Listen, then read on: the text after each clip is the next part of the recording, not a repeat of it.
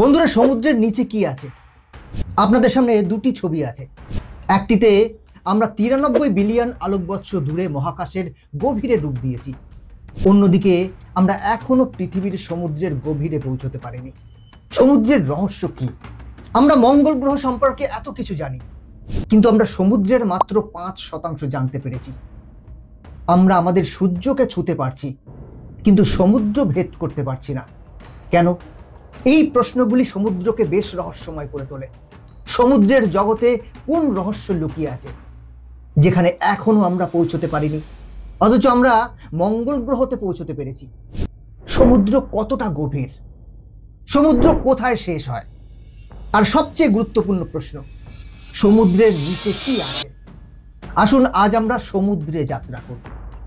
নমস্কার, আমি গৌতম আছি আপনাদের সাথে, আর আপনি দেখছেন পঞ্চনামা উইথ ফ্যাক্ট। ভূপৃষ্ঠের 40 মিটার নিচে পর্যন্ত স্কুবা ডাইভিং এর অনুমতি পাওয়া যায়।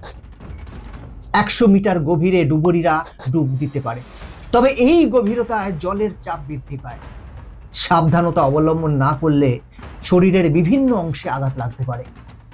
তা সত্ত্বেও হারবার্ট নিজ 214 মিটার গভীরে ডুব দিয়ে বিশ্ব রেকর্ড স্থাপন করেছেন, এবং মাত্র এক নিঃশ্বাসে তিনি এই কৃতিত্ব অর্জন করেছেন।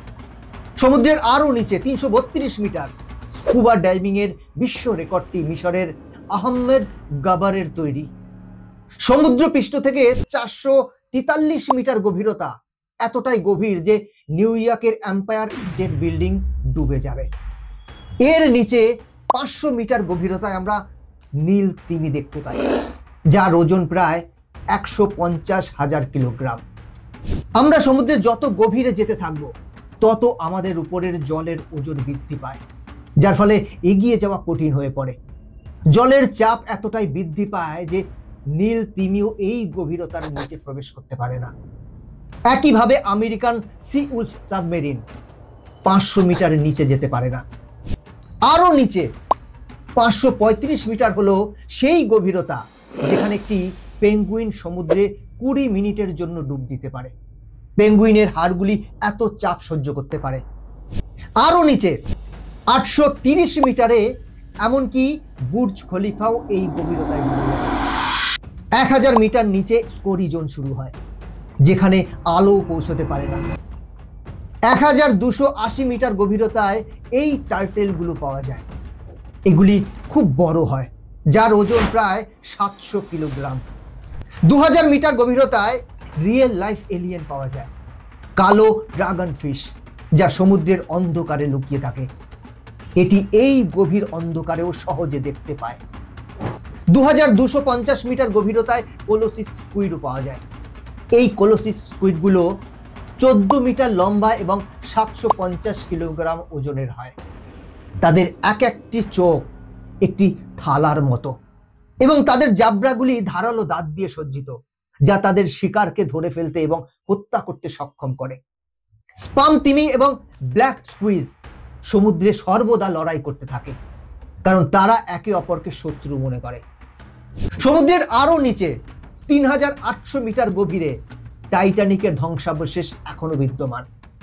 আরো নিচে 4000 মিটার থেকে সমুদ্রের অ্যাবিউসিল জোন শুরু হয়। এখানে অ্যাংলার ফিশের মতো প্রাণীর অস্তিত্ব রয়েছে। জলের অন্ধকারে প্রকৃতি মাছগুলিকে একটি এমন টর্চ লাইট দিয়েছে যাতে তারা সহজেই সবকিছু দেখতে পায়। সেখানে অন্ধকারে বসবাসকারী অন্যান্য সমস্ত প্রাণীও ইনফ্রারেড আলোর আকারে আলো উৎপন্ন করে থাকে, যাকে বায়োলুমিনেসেন্স বলা হয়, যা আমরা দেখতে পাই না। আরো নিচে 4781 মিটার গভীরে দ্বিতীয় বিশ্বযুদ্ধে বিধ্বস্ত একটি যুদ্ধ জাহাজের ধ্বংসাবশেষ রয়েছে। এটি আজও বিদ্যমান। বন্ধুরা, সমুদ্রের নিচে কি আছে তা বুঝতে আমাদের আরো এগিয়ে যেতে হবে। 6000 মিটার গভীরতায় সমুদ্রের একটি অঞ্চল, যা হ্যাডেল জোন নামে পরিচিত। এখানে জলের প্রেসার একটি জাম্বো জেটের সমান। 6500 মিটার গভীরতায় শুধুমাত্র মার্কিন নৌবাহিনীর একটি গবেষক সাবমেরিন, যার নাম ডিএসবি এলভিন, এটা পৌঁছতে পারে, যেটি টাইটানিক জাহাজকে খুঁজে বের করেছিল। 8848 মিটার গভীরতায় পৌঁছলে যেখানে থেকে মাউন্ট এভারেস্টও ডুবে যাবে। তবে আরো বেশি এগিয়ে যাওয়ার রেকর্ডটি 1960 সালে ডনস ওয়ালস এবং জ্যাক পিকার্ডের দল স্থাপন করেছিল। তারা 10,916 মিটার গভীরতায় পৌঁছেছিল। এই গভীরতায় একমাত্র আলো ছিল তাদের সাবমেরিন, এবং এই আলোতে তারা একটি অদ্ভুত ঘটনা প্রত্যক্ষ করেছিল। একটি বিশাল প্রাণী তাদের তাড়া করেছিল।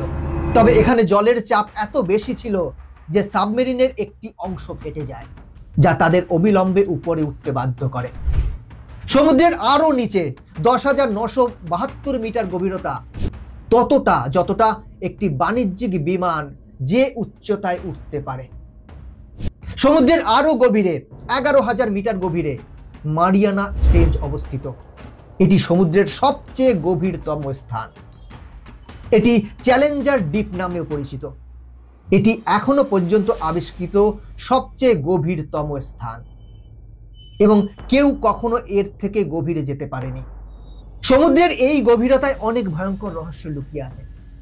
একবার পরীক্ষা করার জন্য একটি আন্ডার ওয়াটার ভেহিকেল পাঠানো হয়েছিল। একটি শক্তিশালী প্রাণী গাড়িটিকে কামড়ে ধরেছিল, এবং অনেক চেষ্টা করার পরেও এটি মুক্ত করা যায়নি। কিছু সময় পরে ভয়ঙ্কর প্রাণীটি এটিকে ছেড়ে দেয়, কিন্তু যখন ভেহিকেলটি ওপরে তোলা হয় তখন গবেষকরা এর উপর থাকা চিহ্নগুলি দেখে হতবাক হয়ে যায়। এই চিহ্নগুলি অন্য কেউ নয়, বরং বিশ্বের বৃহত্তম হাঙর দ্বারা তৈরি করা হয়েছিল। বিশ্বাস করা হয় যে সমুদ্রের গভীরে এমনও কিছু ভয়ঙ্কর প্রাণী রয়েছে আমরা যে ভয়ঙ্কর প্রাণীগুলি আবিষ্কার এখনো করিনি। তার মধ্যে একটি হলো এমন এক শার্ক যা লক্ষ বছর আগে বিলুপ্ত হয়ে গিয়েছিল। হতে পারে এটি এখনো এখানে বিদ্যমান। সমুদ্রের নিচে অনেক অঞ্চল সক্রিয়, ক্রমাগত লাভা উড়িয়ে চলেছে। এর উত্তপ্ত অঞ্চলে বেশ কয়েকবার এই শার্ককে দেখা গেছে, এবং এমনকি বিজ্ঞানীদের কাছেও এটি একটি রহস্য যে কিভাবে এই শার্ক গভীর সমুদ্র প্রাচীরের কাছে লাভা উগরে বেঁচে থাকতে পারে।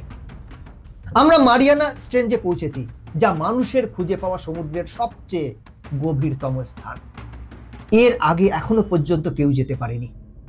আমরা এখনো পর্যন্ত সমুদ্রের মাত্র 5% জানতে পেরেছি, কিন্তু একটি প্রশ্ন এখনো রয়ে যায়, সমুদ্রের নিচে কি আছে? বন্ধুরা, পৃথিবীর গভীরে লুকোনো রহস্য, মাটির নিচে কি আছে, পৃথিবীর গভীরতা, এই বিষয়টা নিয়ে একটি সম্পূর্ণ ভিডিও আমরা এর আগে বানিয়েছি। আপনারা চাইলে একবার দেখে নিতে পারেন। আমি ভিডিওর ডেসক্রিপশনে এর লিংক দিয়ে দেবো, কারণ সেটা থেকে আপনি অনেক কিছু জানতে পারবেন। আমরা জানি যে আমরা এখনো পর্যন্ত সমুদ্রের মাত্র 5% জানতে পেরেছি।